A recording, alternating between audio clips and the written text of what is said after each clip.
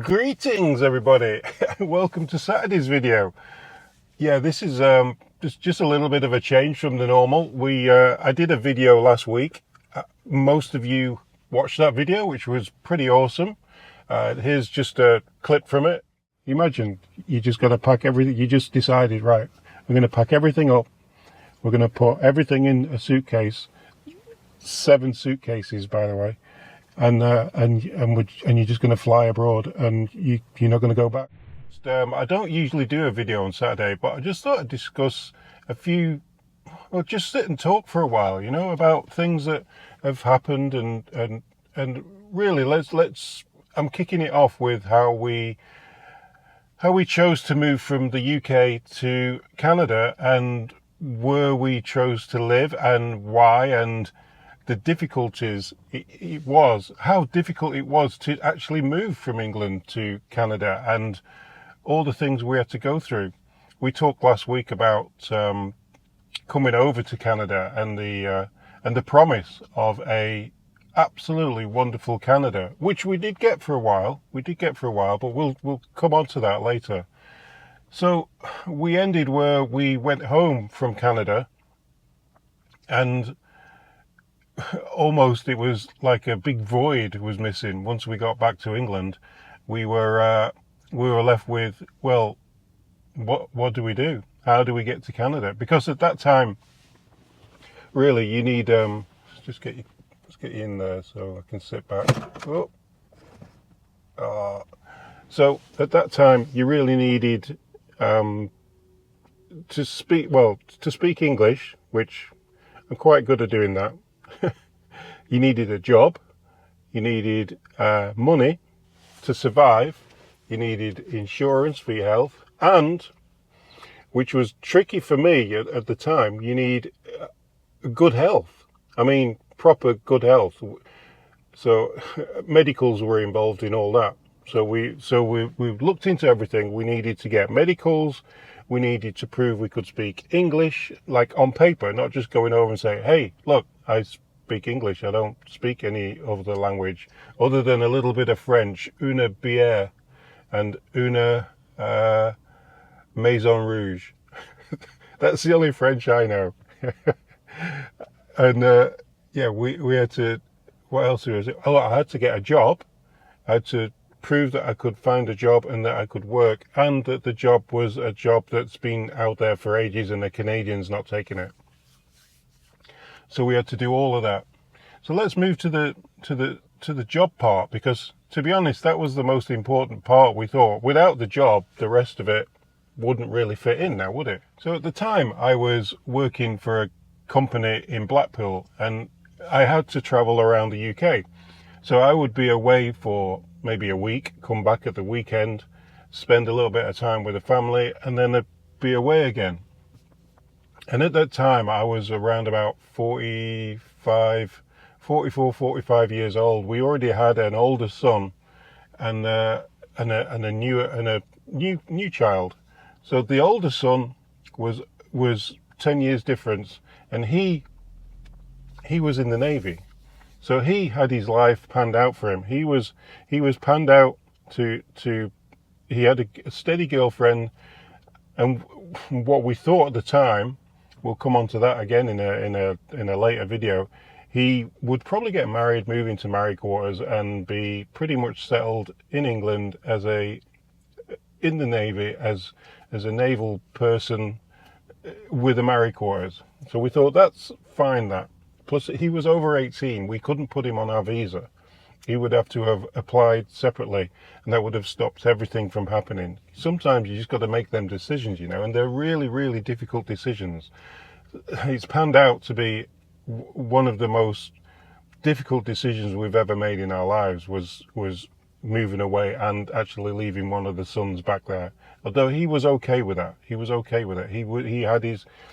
fine with that. The younger son, he was roughly 10, 11 years old, if I remember rightly. There's no script here, by the way. I'm going off the top of my head here. He was into football, soccer as we call it here. He was playing at a high level. He was winning trophies. He was doing really, really well. And again, we will talk about how his career went from just playing local fields to, yeah, he did really well. Uh, so we thought, well, yeah, it'd be great to get him over there to play soccer. He was a difficult child, should we say, and getting him away from the difficulties of the UK at that moment would be a benefit to him for his future. Again, like I said, my job took me away all the time, so I was working away, and I didn't see my kids grow up as such because of that, because of me working away. I wasn't able to go to the soccer training. I wasn't able to, basically missed out on a lot of stuff, and I didn't want that to continue. So the thought of actually going to another country was huge, but it had benefits on the family unit, because I would be able to go to work during the day and come home in the evening, because the plan was to go to Toronto, and the plan was to work in the big city there, because that is where everything was happening in Canada, or where it does happen. Obviously, it's the second capital almost of Canada. So that was the mindset about what we were doing. That was the mindset we had. And plus the visit. The visit was inspirational. It was the place that we thought that we could continue to live our lives and have a great. We'd lived up until 46 years old in England. We'd travelled all around Europe, even as far as Poland, and spent a month in the Philippines. We've been everywhere on that side of the globe, and we thought, what a great time to get to the Americas, live in Canada, and visit all of that side of the world. Everything would fit together, except for the fact that we needed visas, and I needed PR status. At the very same time, there was a couple who we talked to in the pub who lived near to us, and they were emigrating as well. They had already got everything sorted out. And they used a woman in Niamino, wherever in BC, you probably have to say it better than me. They used a woman over there, an immigration agent, and she helped them with all the paperwork. She knew exactly what paperwork to put in.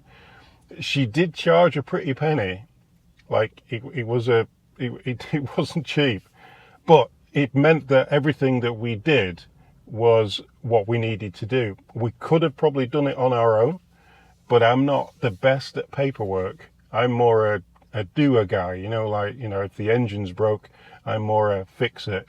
I fix everything. I use these, I fix everything myself. When it comes to paperwork, I'm pretty garbage at that. So we had all the paperwork in line. We got in contact with this lady, and she said, yeah. She actually tried to convince us to move to, I think it was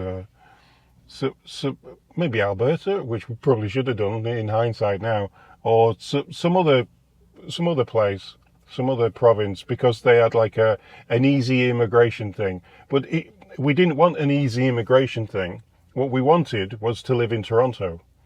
So you set your goal to live in Toronto, stick to that goal, That's what we wanted to do.